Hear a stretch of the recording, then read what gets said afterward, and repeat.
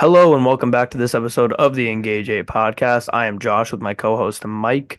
Today we are recapping all of the games that have happened so far in week 7 of the NFL season. It's going to be the Thursday night game, the London game, all of the 1 p.m. and 4 p.m. slates, and then we will get to the two Monday night games and the Sunday night football game on the next episode on Wednesday. But we will start here with the Thursday night game. Broncos beat the Saints 33-10. This was a game that was full of injuries. Pat Surtain didn't play in this one. Rashid Shaheed is now out for the season. He's on IR. Olave is, of course, out as well. And the Saints really showed how much they were missing those receivers in this one. Rattler comes in there, misses just 10 passes, throws for 172, but can't find the end zone. The Denver defense really shined despite not having Pat Surtain. I thought that maybe could be a big problem for them. Their pass defense has been really the star of this team so far early on in the season, and you lose maybe the best corner in the league in Pat Surtain, and they still were solid, and they were able to hold Rattler in this tough Saints backup receiving core to only 10 points.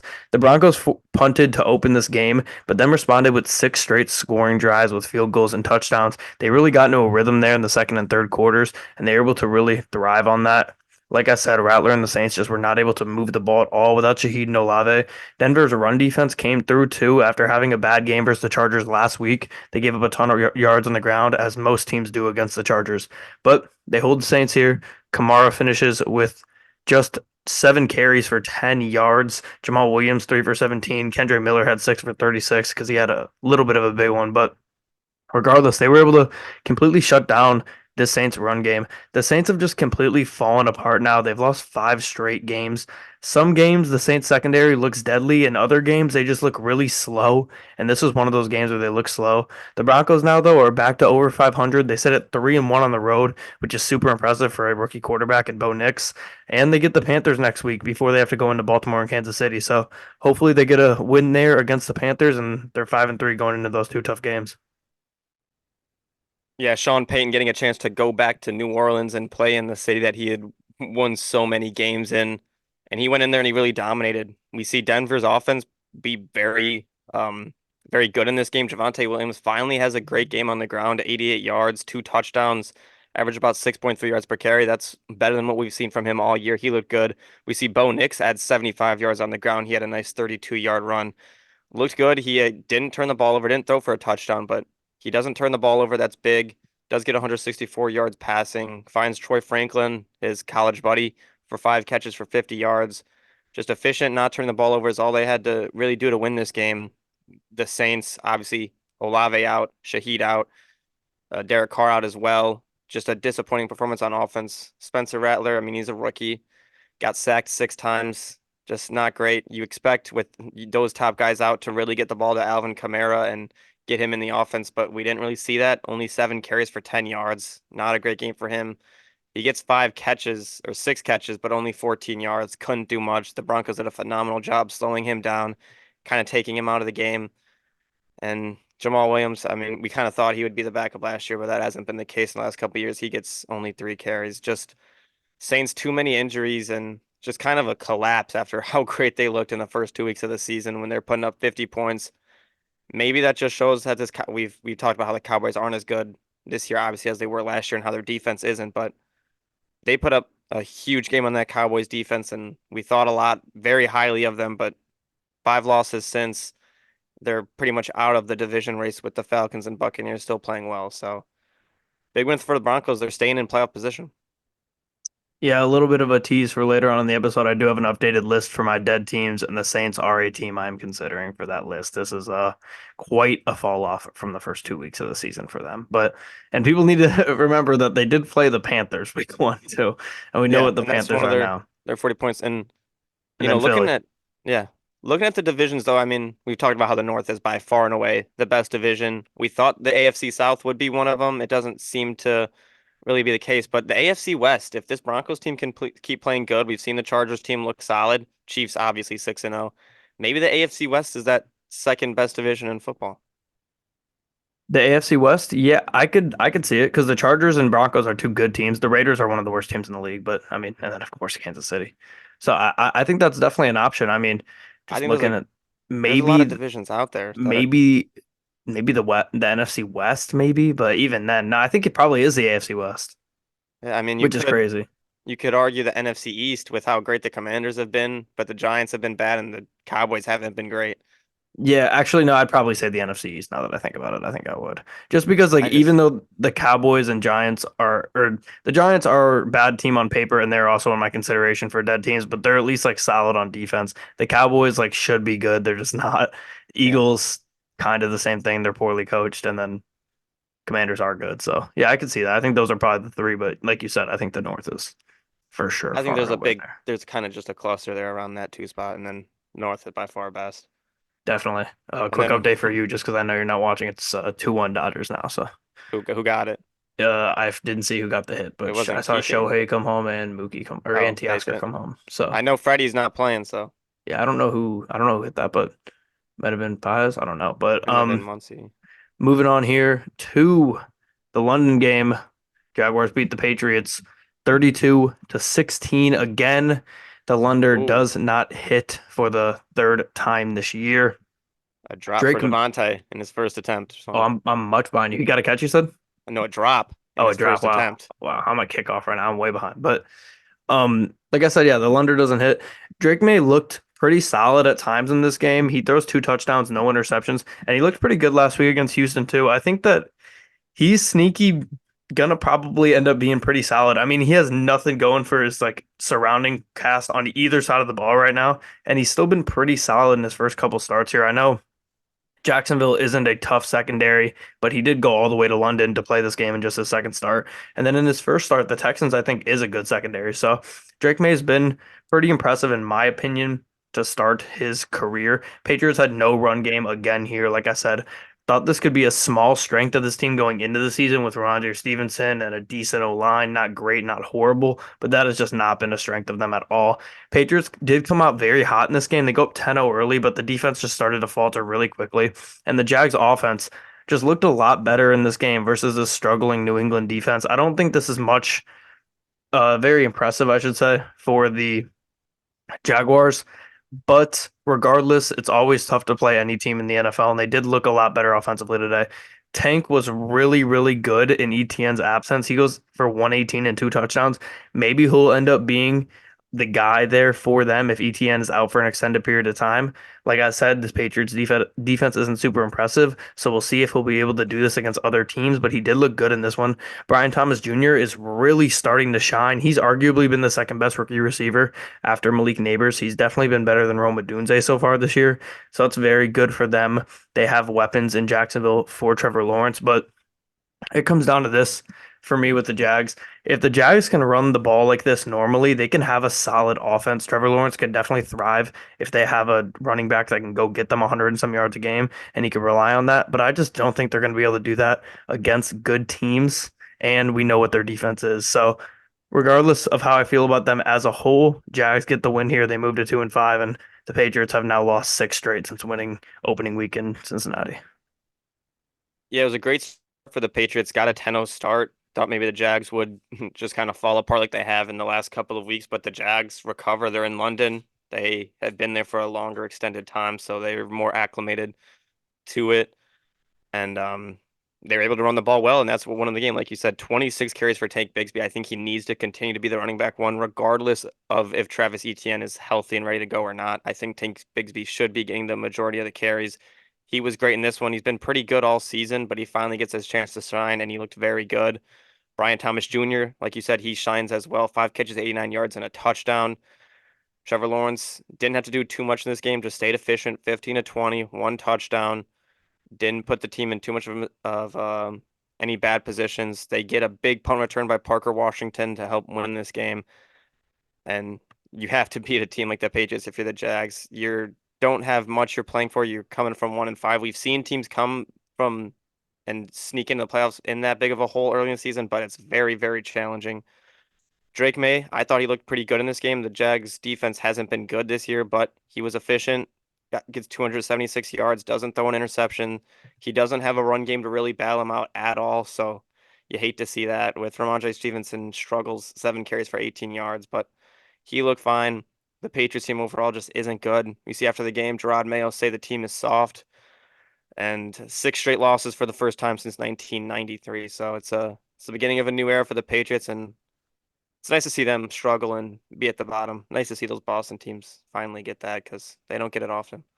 Yeah, but I think most Patriots fans are probably not that concerned because as long as Drake May looks fine, Oh that yeah, was the big worry. I mean, they came out and they didn't start him to start the season. He's the number 3 overall pick.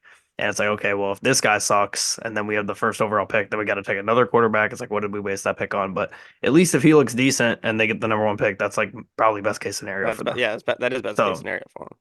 so at least they have that kind of going for I him. still And like seeing Boston teams lose oh, nowadays. me too. They need it. They Speaking of never this, lose. this is off topic. But I was looking at NBA futures.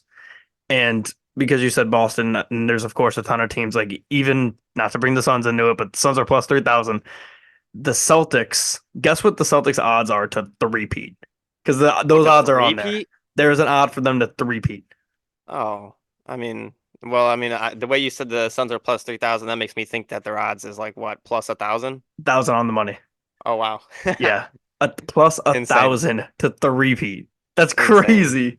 They're basically saying that they have better odds to win the next 2 titles in a Yeah. row than most teams do to win this year. It's crazy.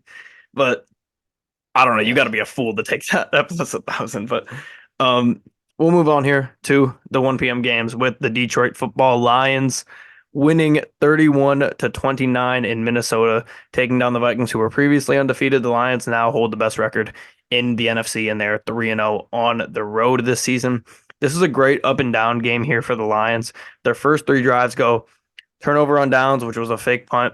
They were at 4th and 7, I believe, when they went for it, and my whole thought process on that is I'm cool with fake punting on the first drive. I'm cool with fake punting on your own 20, honestly. The problem I have with it is fake punting on 4th and 7. It's just so many yards to gain. Like they get positive yards on the play, but it's so much to gain from just a direct snap play. And I just didn't like it situationally there.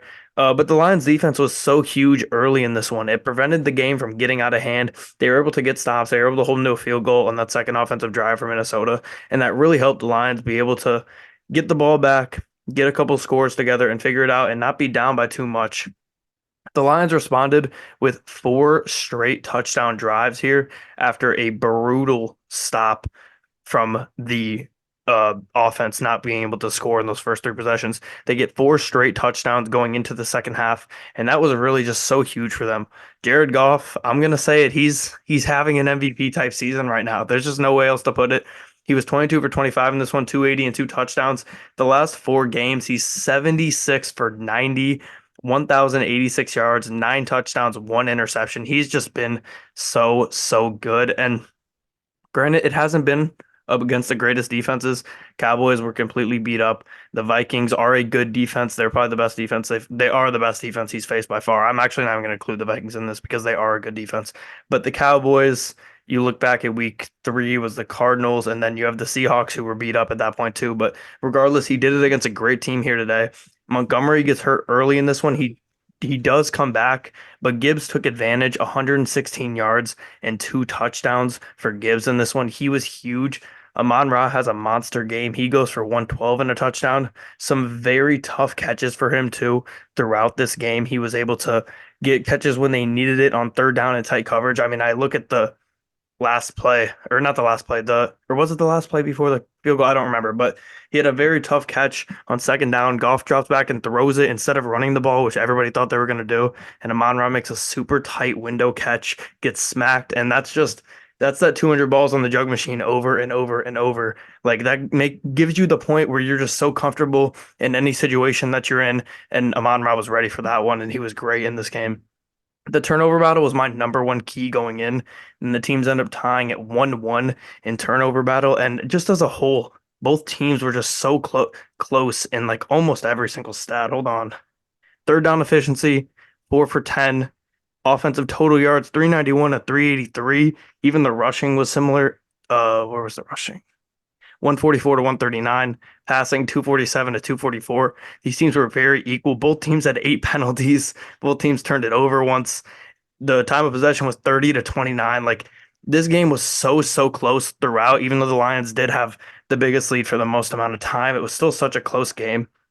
Brian Branch had a huge interception during that stretch when the Lions were scoring. When they scored on four straight drives, he had a huge go up and get it pick on a throw to Jordan Addison, and he's just there's no way to put it. We talked about it in the last recap of the last Lions game. He's top five right now. He's just been so good. He's easily the best Lions healthy defender right now with Hutchinson out, and he's going to continue to have to be a force for them. The Lions did force a fumble, scoop and score to start the second half, but it got called back because I don't was it Naylor? I think it was Yeah, Naylor who Jalen Nailor, yeah. stepped his foot on the line. That would have been huge. It was forced by Carlton Davis, and then Branch takes it to the house. That would have made the game 28-7 at that point, or 28-10. Instead, the Vikings keep the ball. They go down, they score a touchdown, and that really kept them in the game. That would have blown the game up if that would have stood. Uncharacteristic Monty fumble leads to a scoop and score on the other end at the end of the game here for the Vikings to put them up late. At this point, it was you felt good about the Lions because you're like, okay, they can go down and get a score. It's not going to be a problem. It was the first Lions lost fumble of the year. They were the last team to not fumble on the season. And Monty, of course, has a very uncharacteristic one, but he's been so good for the Lions. Even if they lost this game, you couldn't hold that against him. He obviously was beating himself up about it, but he's been so good that things like this can slide, especially in a league where guys are fumbling. Outside of an early big run, though, the Lions did completely shut down the Vikings run game. The Lions defense just has to get credit for that last stop before the Lions had that game-winning field goal. They forced a three and out at the most crucial point in the game. And this is a Lions defense last year, even a couple years ago. They're not getting this stop here, and they did, and it was just huge. And then Jake Bates with ice in his veins goes and wins the game for him. But I'm just I'm so confident in this Lions team right now. It was great to see them win another close game after their last close game that they won, I believe, was week one against the Rams in overtime. And this Lions offense is just so goddamn good. It's easily the best offense in football, in my opinion. The Lions go and they still get four sacks in this game. They didn't have a ton of pressure, although they did get the four sacks, and that is concerning. I expect them to make a move soon to get an edge rusher. They have Tennessee next week, and then they have to travel to Green Bay and then to Houston back-to-back games. So those are going to be tough for them. They have to beat the hell out of Tennessee next week and then win at least one of those next two games. But at this point in the season, I'm ready to say it. I do think the Lions are the best team in the NFL where we stand right now. Oh, very interesting take. I'm not going to say they're not, but they're definitely one of the top teams right now. These are two of the top teams overall. Back and forth all game. Like you said, it was incredibly close. Lions started out a little slow, but they rallied the storm, got their way back in the game, took the lead. We saw Montgomery get hurt early, but he was fortunate enough to be okay, come back, and then he has that unfortunate fumble. So a little bit of an off game for David Montgomery. I mean, he still gets, I mean, only 31 yards on the ground, so not get great from him, but his backup or whatever you want to call it. I wouldn't even say backup. I'd say they're more of a pair. But Yeah, Jahmyr partner. Gibbs, yeah, partner in crime. Jahmyr Gibbs comes out and has a phenomenal game. 116 yards on the ground, two touchdowns running. In the passing game, adds four catches for 44 yards. He was great in this game, took over. Amon-Ra also phenomenal, 112 yards receiving and a touchdown. The Lions offense very well. Jared Goff again, I'd say he's an MVP candidate easily, if not maybe the favorite right now. Again, with just an incredible completion percentage with 22 for 25. His third straight game with 140 plus passer rating, joining Aaron Rodgers, who did in 2011, Kurt Warner in 1999, and Roger Staubach in 1971 as only the fourth quarterback to ever do that. So he's just been phenomenal so far this season. They pick up their fourth straight win over the Vikings, the longest streak for the Lions since the early 60s. Great for them. But this Vikings team, even though they lose and they lose at home, which does hurt, especially for the division, they still looked very good in this game. They continue to prove that they are a contender. Darnold plays decent, 259 yards, does have an interception, which was just a phenomenal play by Brian Branch. Does throw a touchdown. Aaron Jones, he had been banged up going into this game. He played and played pretty well against a pretty good Lions run defense, 93 yards. And the Vikings defense, which has been great all year, I said it in the preview that I think their defense is good, but sometimes you really just can't prepare for a team that's just going to go out there and do at the line of scrimmage. And that's what the Lions can do to almost every other team in the NFL. They did that in this one with Jahmyr Gibbs. They blocked very well for Jared Goff, and the Lions continue to prove that they're a Super Bowl contender.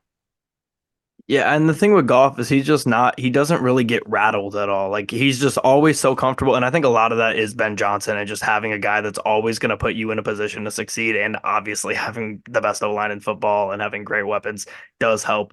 And I'll bring that into the conversation when I talk about Brock Purdy here later. But regardless, he said after the game the Vikings were just playing off the entire game. They were just backing up, letting the Lions have all of their checkdowns, and Goff's just going to take that. And there's some teams that you can just play off of and let them take their checkdowns and win. But when you're playing the Lions and you're playing a team that will take their checkdowns, they'll run it up the middle, and they're not afraid to throw the ball very deep downfield. It's just really tough to play off of them like that. And the Vikings did. They had a ton of their blitz packages sent, and they were able to get to Goff, but he doesn't get rattled. And at this point, I'm looking around the league, and outside of like a couple defenses, like the Jets, who have a phenomenal defense, I, I mean, I don't. There's not many teams the Lions can't put 30 on at this point. Like the Vikings are a great defense. Like they've been locking down everybody. Most teams cannot handle that pass rush, and the Lions go and they put up four straight touchdown drives in the middle of this game. It's just ridiculous. But um, moving on here. Jonathan Grenard, though, he is very good. He had another good game. Yeah, oh no, he I mean, did. I mean this. they got 4 sacks, so Yeah, their they pass rush did. was still playing well.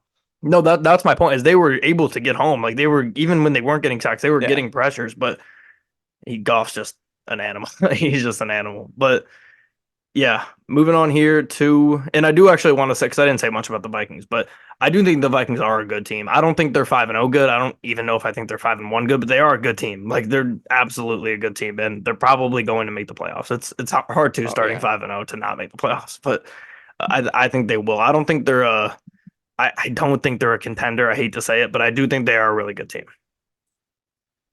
I don't know. But I think I'd have to put them in the contender category right now. you think they're a contender right now? With how they're playing, I think their defense is great. I mean, their pass rush, Jonathan Grenard's been phenomenal, and they They'll get have the Hawkinson weapons on back. offense to do it. They're going to get Hawkinson back as long as Sam Darnold can keep this play up and just That's a, be consistent.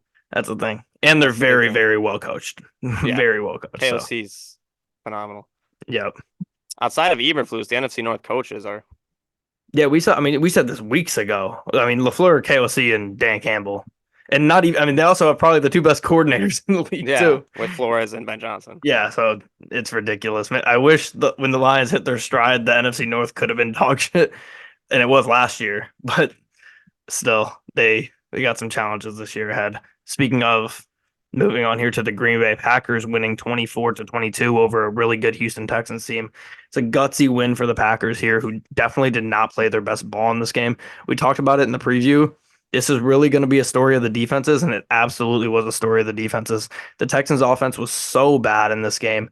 Stroud had maybe his worst game as a pro, just 86 yards in this one. He doesn't throw a pick, of course, but he does throw for just 86 yards on less than 50% completion. Only one true touchdown drive for the Texans here, and it was just 55 yards. They also had 6 punts, including 4 of their 5 second half drives ended in punts. They were just not able to move the ball, especially late in this game.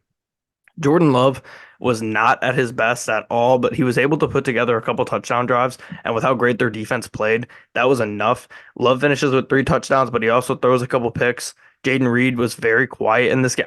I missed it. Did he get hurt, or was he just not playing much because he was I hurt? mean, yeah, I think it was kind of that. Because I didn't see him get injured, but he also was very inactive this entire game. How many targets did he end up with? 4. 4, yeah, and then he catches one of them, two, yeah, 2 of them. So he was not super active in this game. If you told me Houston would run for 142 yards in this game, I would have said they probably won, especially Packers defense has been stopping the run, but the Packers secondary has been so elite. Regardless, these are two great teams, and the Texans almost just won in Lambeau Field with Stroud throwing 86 yards, so I'm not worried about Houston. Houston's next 6, though, are at Jets, Lions, at Cowboys, Titans, and at Jags, Dolphins. They should win a minimum of 3 games there with Dolphins, Jags, Titans. And then I think they probably steal 1, if not 2, of Jets, Lions, Cowboys. So they're going to be in a good spot. I think they're probably sitting at something like 9-4 after their first 13, which is pretty solid for them, especially historically for the Texans. So I think they're in a good spot. And for the Packers, they just keep rolling. But I don't I don't know if I'm as confident in Jordan Love as I was to start the season. I will say he's been a little bit more mistake prone so far. He has been more mistake prone, but I also think that's just a little bit of it, part of his game. It's almost like a mix of Rodgers and Brett Favre, where he has the gunslinger, Who but got in he's there for the Jets? Brees Hall Okay. rushing touchdown. He's got a little bit of that gunslinger, but he's gonna throw into turnovers.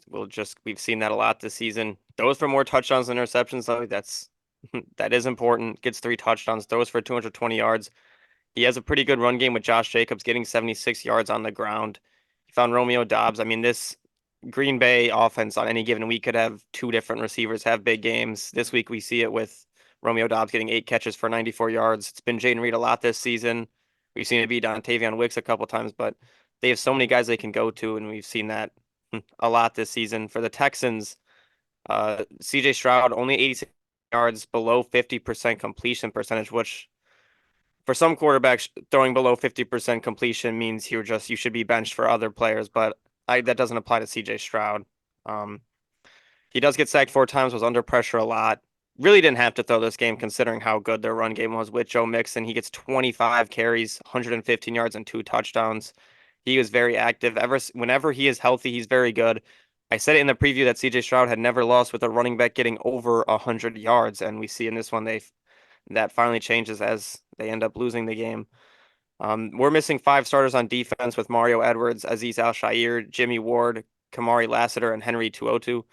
So defense missing some guys, but offensively just couldn't get it done. They had chances. Just offensive line didn't play their best game. CJ Stroud doesn't play his best game, and the Packers get a win at home in the whiteout. Yeah, how do you feel about those white? I don't like the white helmets I on love Green them. Bay. I love the Really? white helmets. I don't know. I I just love feel like all one colors. Green I Bay's don't. so classic though. It's such a classic They are. uniform. I guess it's maybe one team that couldn't do it, but I thought it was pretty cool. Like the Bears can kind of get away with it with the orange, but if the Bears tried to rock the white helmet, I feel like it'd be like, ugh, I, you I know. I missed like the color rush unis back in the day, so I it miss just kind of those. gives me a little bit of that vibe. So It was like when we had the Broncos Saints on Thursday night. I was seeing the graphic going around about the color rush jerseys on Thursday oh night, man, and it was the orange, yeah. those were legendary times. But moving Dude, on. getting the But, did you ever save up to get the color rush jerseys in Madden Ultimate Team? oh yeah, oh Dude, yeah, I had that Lions gray on gray. I oh remember man, that I miss it. vividly. Yeah, those are the days, man. I'm sure it'll come back in I some feel like sort of way. they got to get something. I mean, they don't give Thursday night that great of games. At least give us something to watch for. Yeah, that was kind of a little bit of a perk about Thursday night because the games would be so bad. But we'll move on here to the Bills and the Titans. The Bills won this one 34-10. They had a brutal start here. They went down 10-0 to start the game, and then the Bills scored 34 unanswered, including 27 unanswered, 27-0 in the second half. Surprisingly, the Bills had no run game in this one, but we were able to pass with ease after that rough start, which was very interesting to see with the Titans' run defense not being that good and their pass defense and their secondary being pretty solid all year. The Bills just were able to play the game how they wanted to and not have to play to the way that they thought they had to against the Titans, which was a huge part of this game for them. Amari Cooper finds the end zone in his first game as a Bill. He catches 4 of his 5 targets. I didn't get to see it. Was the one a drop? Do you know? I do not know. No. Because yeah, it would be interesting to see if he just stopped dropping passes after he went to Cleveland. But Keon Coleman also had a couple big catches in this one. He finishes with 125, his best game as a Bill, best game as a pro. Bills defense really showed out versus Mason Rudolph in the second half. Tough competition for them, and they were able to really bounce through and get a convincing win as they tend to do against horrible teams. It was impressive to see the Bills score a ton of points on this secondary, but on the defensive end, they have to be good enough to stop this brutal offense. I mean, I'm not going to go out here and praise this Bills defense for how amazing they were. If you want to be a contender, you better be able to stop the Titans. So my concerns with the Bills haven't changed, and the way I feel about them as a team hasn't changed. But this is how they had to perform, and they did what they had to do, and they got a win against Tennessee. Yeah, just completely disappointed in myself for the line moved like 2 points and I switched to the Titans. Disappointed in myself for doing that. I should have known. Look good. It looked Didn't good for a while. It looked good early, yeah, but Will Levis doesn't play in this game. They decide to arrest him and play on the safe side with his injury. They start Mason Rudolph, which I didn't know when I had made the change. Unfortunate there. And the Titans offense just continues to stink it up. Have failed to score more than 17 points. This was the 5th time this season that that's happened. All around pretty much bad. I think their defense is solid, but when your offense is this bad and can't stay on the field, the defense is going to get tired quickly, and they really just don't have much to play for overall. Bills, after a slow start, really got going. I think this receiving room for the Bills now with Amari Cooper, I know he's older, he's not as good as he's not in his prime, but I think it could be very good to have just a veteran guy like that that can maybe take the number one corner away from guys like Keon Coleman and Khalil Shakir. And I think this could be very, very beneficial for him. Dalton Kincaid as well. He has a solid game, but Keon Coleman gets over 100 yards and for the first time in his career, 4 catches. He was phenomenal. Um, they scored 34 unanswered points after falling down 10-0 early. The defense got going, and the offense especially puts up 34 points. Looked good. Didn't run the ball great, but with Josh Allen was able to pass the ball very well and wins his 100th career start. He's 68 and 32 as a starter now, matching 4 players: Joe Montana, Terry Bradshaw, Brett Favre, and Aaron Rodgers for the 6th most wins in a quarterback's first 100 starts. So very, very good room there for Josh Allen as he continues to be a top 3, 4 quarterback in the league. Okay, moving on here to the Seahawks beating the Falcons 34-14. I said I wasn't very impressed by the Bills defense against the Titans. I was very impressed by Seattle's defense here against Atlanta. They're finally starting to get healthy, and it's really showing. Those first few weeks of the year, their defense was so good. I know they played some horrible teams in that stretch, but their defense was good. They had some injuries. They started playing some better opponents, and their defense started to really falter, but now they're back to getting healthy, and they played a good offensive team, and they looked good. Gino was not amazing, but he was good enough to move the ball against a tough secondary in Atlanta. Seattle wasn't really able to run the ball like they wanted to, but they were solid in the run game. Kenneth Walker was sick, but he still played in this one. Like we predicted, Bijan had another great day. He finishes with 103 on 21 carries. He gets in the end zone as well. Kirk was pretty awful in this game. He turns it over 3 times, all in the second half, which is not good at all. Really shot his team in the foot in the second half. He had 2 great drives, but he was stalled for mainly the entirety of the game after that. Their offense as a whole was, I should say, truly one of the more shocking results of the week for me. I didn't expect Atlanta to get blown out by 20 points at home. I mean, I expected them to win. Obviously, I picked them, but I definitely didn't expect them to get blown out like this. But for Atlanta, they have some winnable games coming soon. They have a really tough game in Tampa Bay next week, but after that, their schedule gets a little bit easier. If they can win that game, they'll get back on track. But this is kind of a bizarre bad finish, and Kirk just has to be better with the ball. Yeah, this was the most shocked I've been all week at any result. Seahawks just destroyed the Falcons in almost every aspect of the game. Seattle, who has been the best passing offense in the NFL so far this year, didn't do. I mean, they were good, 200 yards on 18 for 28, but didn't. I mean, only 207 yards passing, and they put up 34 points, 2 touchdowns. Their defense was great. I think they forced a turnover on 3 straight possessions, 2 interceptions on Kirk Cousins and a fumble. Seahawks defense has one of their better games of the season. Kenneth Walker running the ball was all right, 69 yards, does get a touchdown. Gets 2 catches for 24 yards and a touchdown in the receiving game as well. So good game from him. DK Metcalf, 4 catches, 99 yards, and a touchdown was good. Does pick up a knee injury though. He got carted off, but it kind of sounds like he's gonna be okay. It was just kind of just get him to the locker room as easy as possible type of deal. So hopefully he's all right. And for the Falcons, just very disappointing. Kirk Cousins has been getting better and better every week, but here is kind of like a roadblock. He struggles. We see Michael Penix on the final drive of the game does get 1 completion for 14 yards. So we've now seen all of the first round pick rookies at least play a snap. Bijan Robinson was a bright spot for the Falcons, I guess, in this game. Does get 21 carries for 103 yards and a touchdown, but offense overall just wasn't good. They need to get back next week and big game. It's a must-win game against the team you're really competing for in the division. You beat them once. If you can beat them here, you really get an upper hand on them. So we'll see what they can do next week. All right, moving on here to the Bengals beating the Browns 21-14. The story of this game is obviously Deshaun Watson tearing his Achilles. DTR ended up coming in after him. He was not good, and then DTR got hurt, so the emergency quarterback who was inactive for some reason, Jameis, comes in. It honestly blows my mind how he was not quarterback two and how he was ruled inactive. Like, that is amazing to me. I don't understand that process there. Why does every team just disrespect the hell out of Jameis Winston? It's crazy. Chubb comes back in this game also for the Browns. He was not great. Obviously, this O-line is just in shambles right now, but he does find the end zone.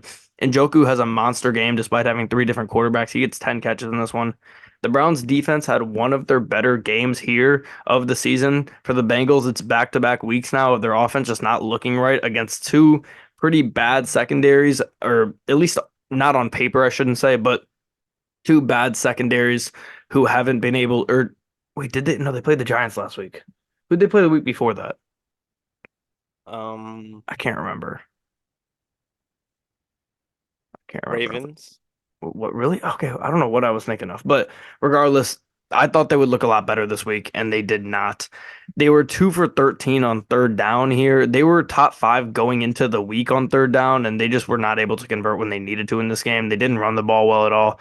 The Browns turn it over twice and have 10 penalties. It's just really hard to win a game when you shoot yourself in the foot that many times, and the Browns will continue to do that with three quarterbacks.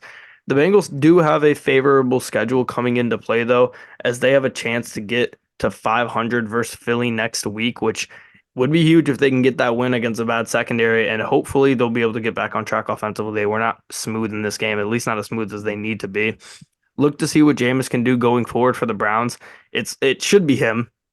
I guess there's a chance it's DTR if he's fine, but it should be Jameis. I hope they make the right decision to go with Jameis there.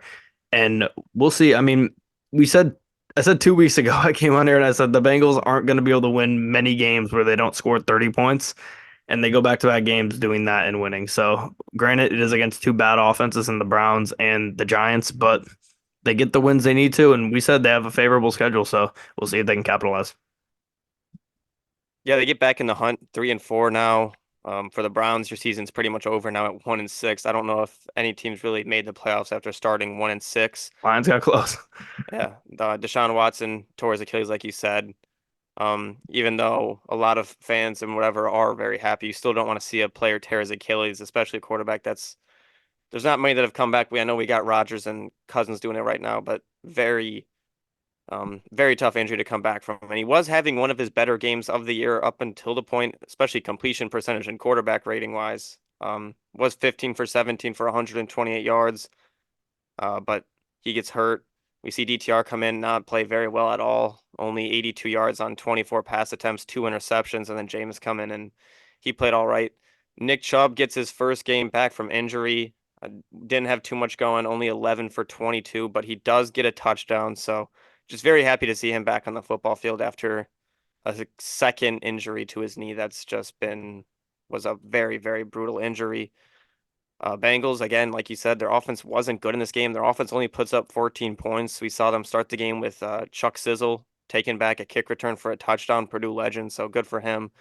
Joe Burrow, 181 yards, two touchdowns, no picks. He was solid. And then Chase Brown has really kind of emerged as the RB1 over Zach Moss. He gets 15 carries, only 44 yards, but Zach Moss only 6 carries. Another quiet game from Jamar Chase as he gets out targeted by T. Higgins again. So that's just another little note to watch. They both put up a okay game, but they both get a touchdown as well. So that was big. But the Bengals are back in the hunt, and I know they have the Eagles next week, which that is kind of, I mean, Eagles I think are a good team, but after that they got the Raiders and then the Ravens is rough. But towards the end of the season, their schedule does lighten up. Yes, it does. We talked about the NFL remaining schedules here. Let me see where the Bengals currently rank as we stand. They are they've actually kind of moved up a bit. They're number 20 right now on strength of schedule remaining. So they definitely have some favorable games going forward. But we'll move on here to the Eagles and the Giants. The Eagles win this one 28-3. They put on their best performance of the year offensively, especially late in this one total. But it's because they just took the ball out of Jalen Hurts' hands. He throws it just 14 times in this one, but he was super efficient on his 114 yards for one touchdown, 10 for 14 completion. They run it 45 times this game, which is what the Eagles really need to do. I came on here. It was either in the preview or the recap for last week, and I said they just don't have an identity. This game, they had an identity. They wanted to run the ball down the Giants' throats, and they did that against a good defense. The Eagles' defense, especially in the secondary, was very solid, something we don't see from them often. Daniel Jones and the Giants, though, are coming back to earth a little bit. This is back to back. This is what was in my head when I said that about the Bengals. The Giants have played back-to-back games now versus bad secondaries in the Eagles and the Bengals, and they have not looked good in those two games against bad secondaries.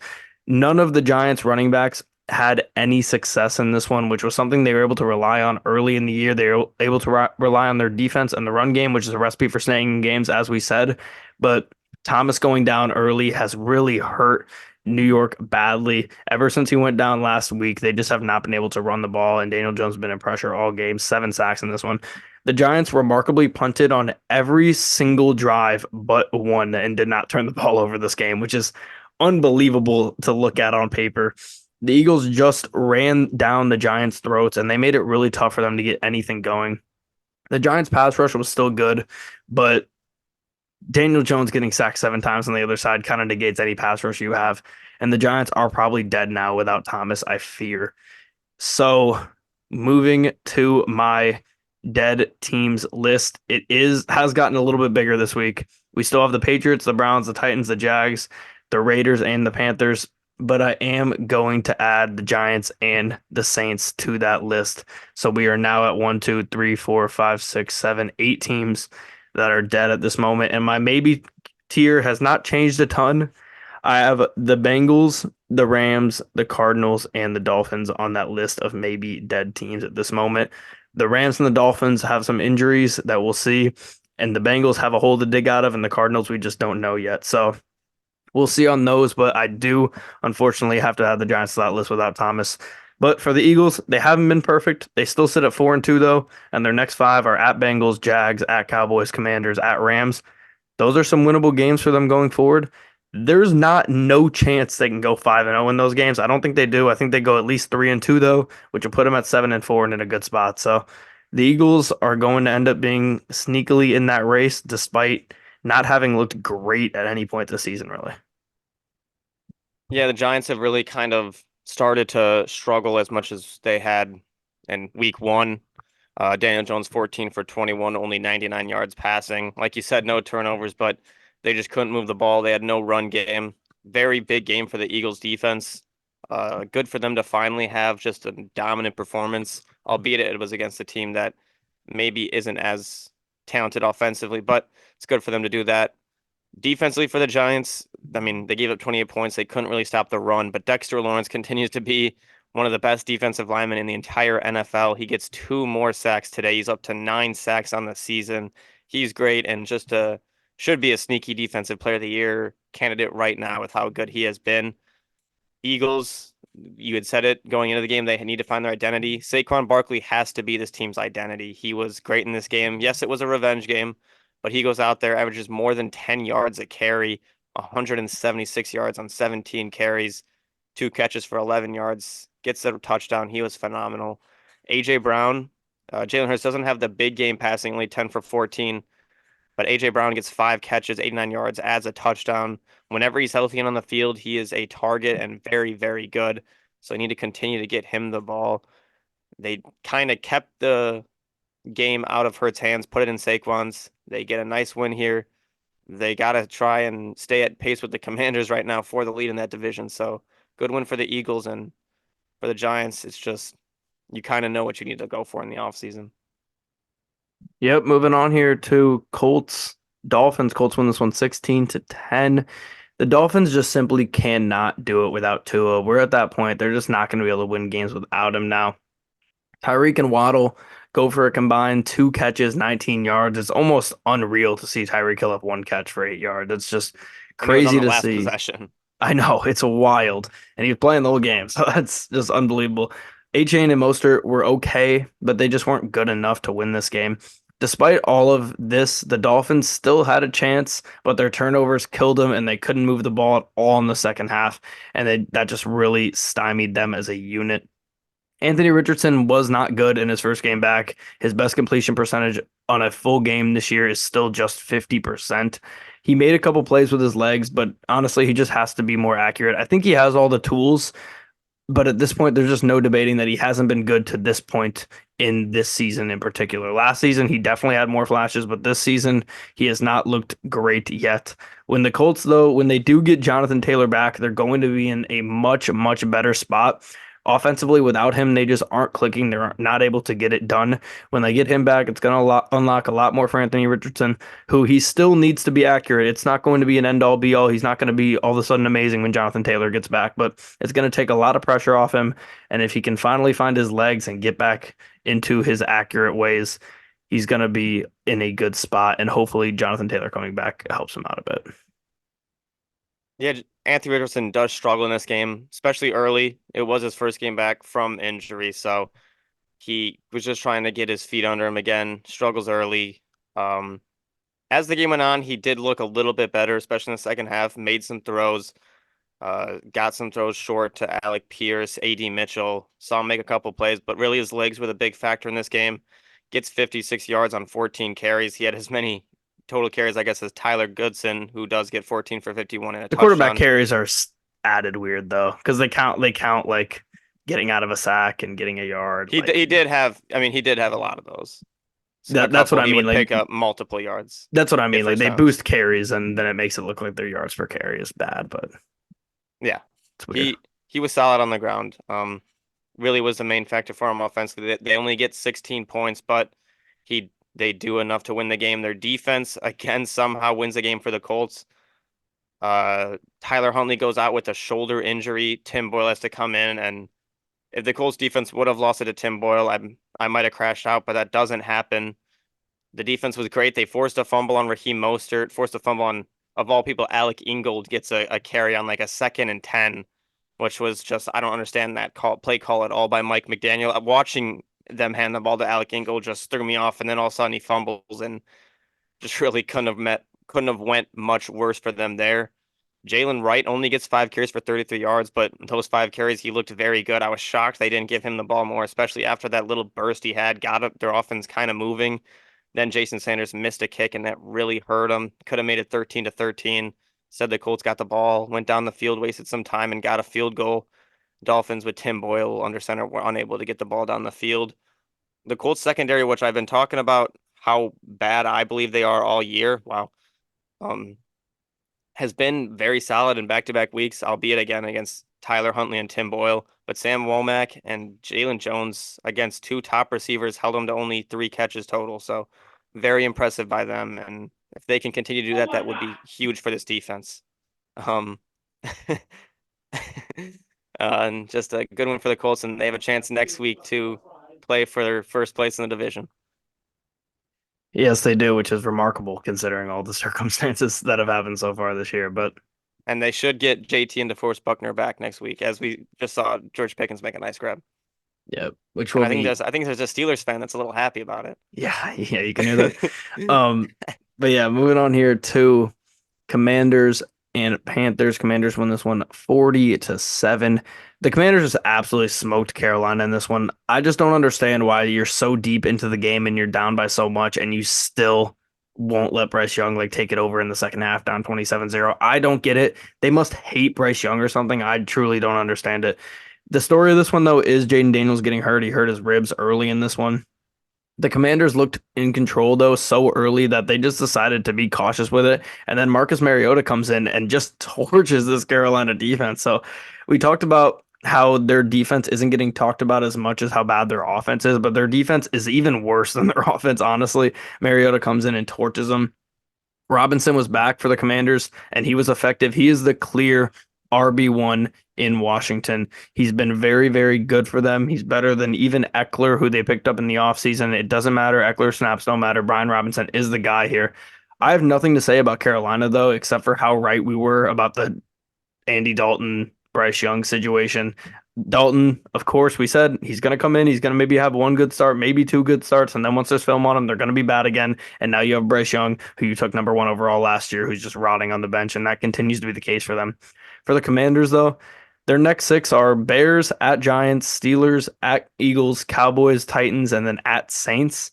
They're probably going to be favored in all of those games, except for maybe not at Eagles, but they're probably favored in the rest of those games. So if Daniels is back and healthy, which I think he probably will be, they're going to be in a great spot and they're going to win most of, if not all of those games. And hopefully for them, he can be back. But their backup's pretty damn good now, it looks like, too. Yeah, I think that was really just the Carolina Panthers defense is that bad. Yeah. another terrible performance by that unit. And they keep trotting out there, like I said, Andy Dalton. Doesn't make sense to me at all. One game where he looks good, and after that, you don't.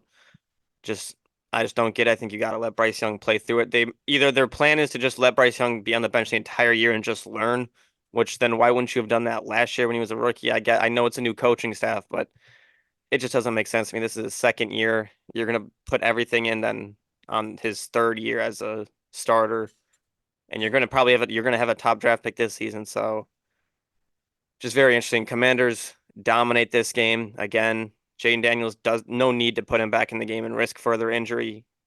Marcus Mariota did more than enough to help them win this game. He was 18 for 23, 205 yards, 2 touchdowns, and no picks. Brian Robinson Jr. is back this week and has a solid game with 71 yards and a touchdown on only 12 carries. This Commanders team is very good. They're dominates, only gives up 180 yards, forced a couple turnovers, and stopped 10 third downs. So Commanders are one of the better teams in the NFC, and right now they're definitely looking like they could compete to probably the favorites to win the NFC East right now. Definitely.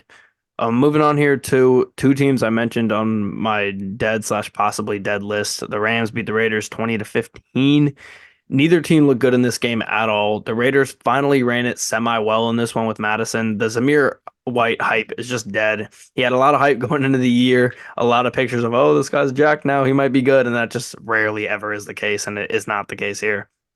Brock Bowers, on the other hand, though, has been dominant all year. He has another 10 catch game here. He is really going to emerge himself in that top 10 tight ends conversation very, very quickly. AOC gets hurt early in this one, and then Minshew comes in.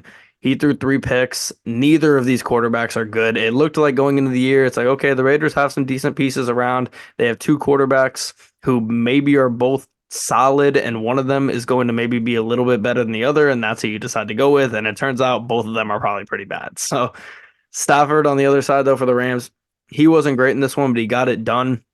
The game was really stagnant in the first half, but then the Raiders threw a pick that led to a short drive touchdown for the Rams, and then there was a scoop and score from the Rams on the next Raiders possession. And then after that, the Rams were pretty much in control.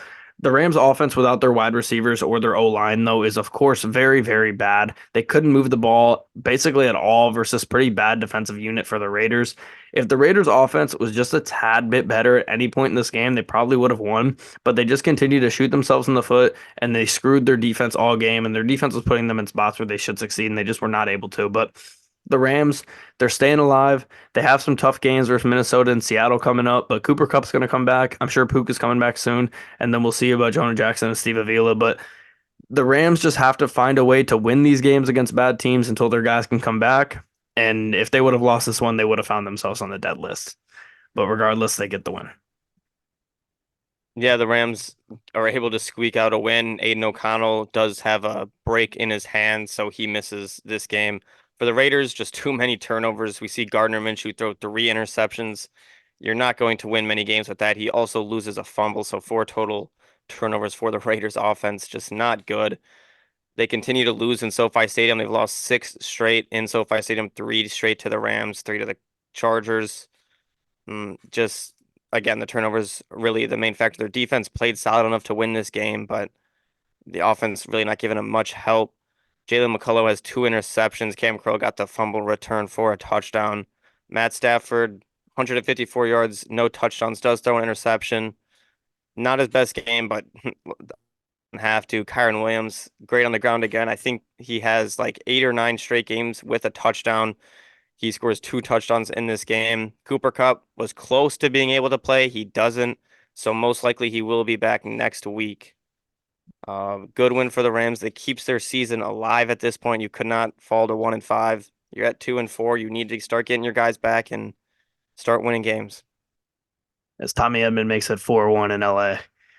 But he's the guy who got the hit to put up 2. So yeah, I figured once I saw he was up, I was like, yeah, he's the guy I didn't know was batting 4. But hey, clean up hitter Tommy Edmond, I guess.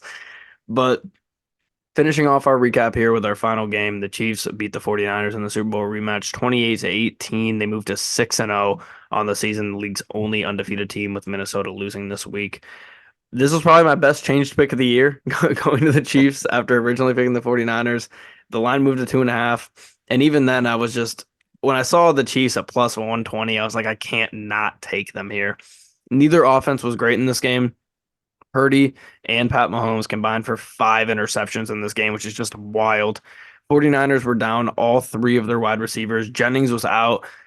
Ayuk probably tore his ACL in this game. That's what it's looking like right now, which is just unfortunate for him, especially after all that contract stuff in the offseason.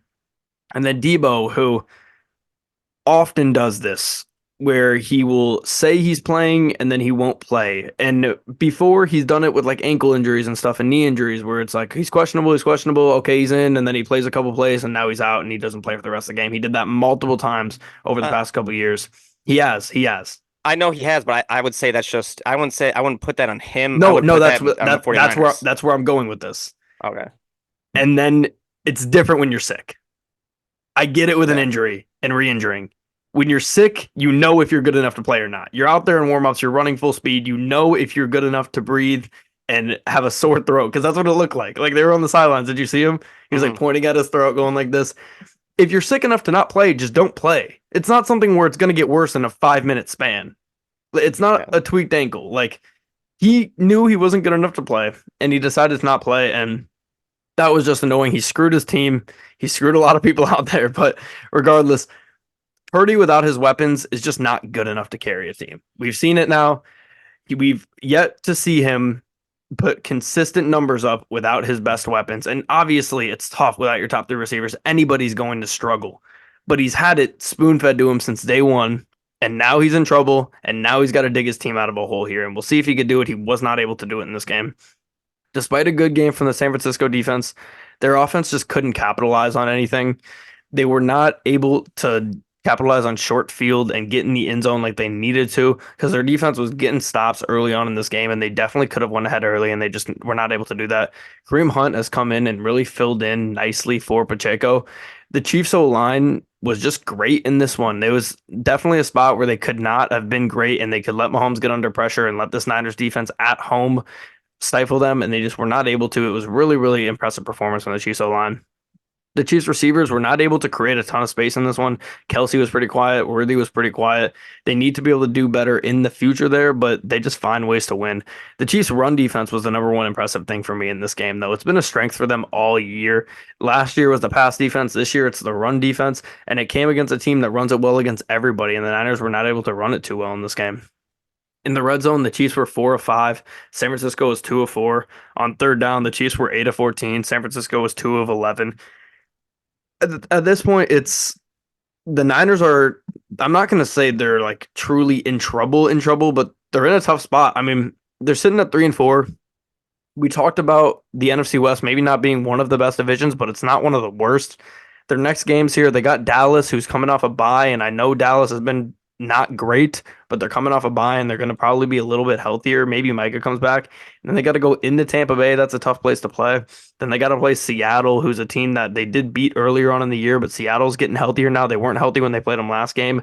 Then they got to go into Green Bay. Then they got to go into Buffalo. So their next 5 games are tough and you're under 500 if you don't go 3-2 in those games. And when you're beat up as they are, and I didn't mention Trent Williams also gets thrown out late in this game for throwing a punch, but the Niners are in trouble at this point, and they're going to have to win some games that they're probably not going to be favored in, but they're so well coached and they have enough talent that they could do it.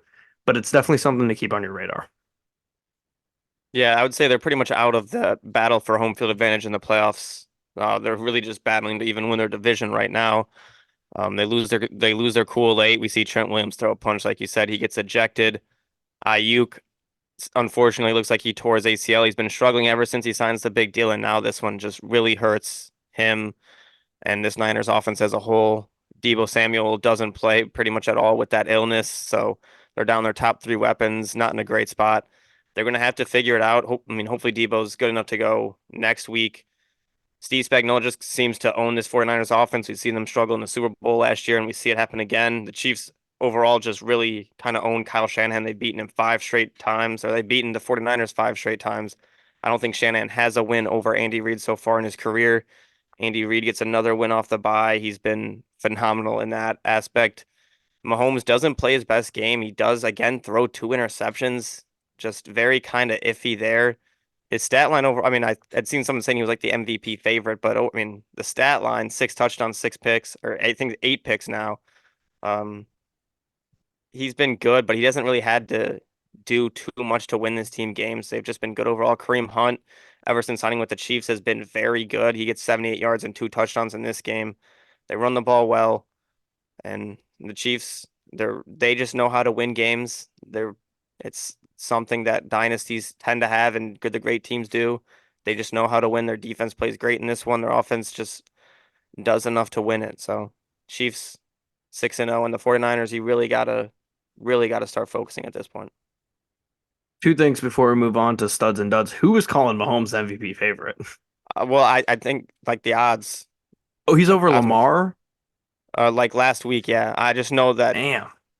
I know that people were saying he was, you're like in like rankings, they have him at the top of the MVP ladder. That's wild. I mean, I still think he's the best quarterback in the league, but as far as like MVP season, Yeah, no, not yeah, even close. I would say no. And with Ayuk, that's why guys hold out. I mean, you're looking at it right there. Could you Yeah. imagine if he didn't sign that contract and he said, "Let me just go have a prove it year," and he goes out there and puts up a first 6 weeks, 6 weeks of stinkers, and then tears his ACL in week 7? That would be, I mean, that changes his entire career, his entire life. Honestly, Yeah.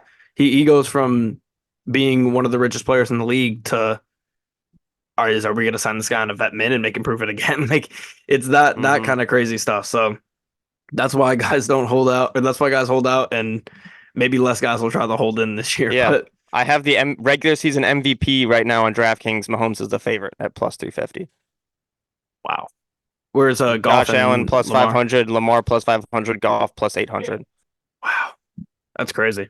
It should be Lamar far and away, Lamar and Golf far and away. But wow, Don't um, don't get that with Mahomes on it. yeah, me neither.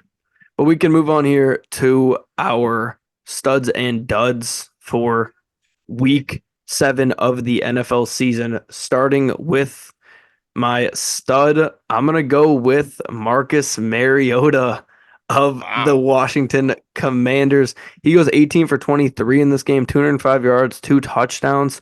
He was really, really good. I know it's against a Carolina defense that is just not a good unit at all, but still, to come in this game, not expecting to come in and then dominate in the way that he did so efficiently was just super impressive to me. And I've had a lot of times this year where it's a guy that has one good week, and I don't know if we'll ever do it again. So I have to take Mariota here because I don't know if we'll ever be able to take him again. Yeah, with you saying that, it does kind of change my mind to someone.